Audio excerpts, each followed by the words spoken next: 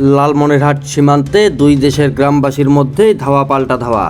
হ্যাঁ সুপ্রিয় দর্শক, ঠিকই শুনেছেন।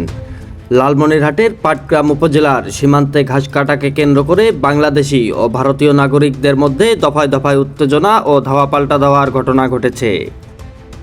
আজ মঙ্গলবার দুপুরে জংরা ইউনিয়নের ধবলগুড়ি সীমান্তে এই ঘটনা ঘটে বলে জানিয়েছেন বর্ডার গার্ড বাংলাদেশ বিজিবির ৬১ ব্যাটালিয়নের তিস্তা ২ অধিনায়ক লেফটেন্যান্ট কর্নেল সৈয়দ ফজলে মুনিম। তিনি খবর লালমনিরহাট অনলাইন অনুসন্ধানী নিউজ টিমকে বিষয়টি নিয়ে বিএসএফের কাছে প্রতিবাদ জানানো হয়েছে বলে জানিয়েছেন এবং আনুষ্ঠানিক প্রতিবাদপত্র পাঠানোর প্রক্রিয়াও চলমান রয়েছে বলে তিনি জানান। স্থানীয়দের বরাতে বিজিবি জানায় দুপুর ১২টা ৫০ দিকে সীমান্তের ৮৭৩ ও ৮৭৪ নম্বর মেইন পিলারের কাছে শূন্য রেখায় ১০ থেকে ১২ জন বাংলাদেশি ঘাস কাটতে গেলে ভারতের পশ্চিমবঙ্গের কোচবিহার জেলার নলনিবাড়ি গ্রামের কিছু বাসিন্দা তাদের বাধা দেয়।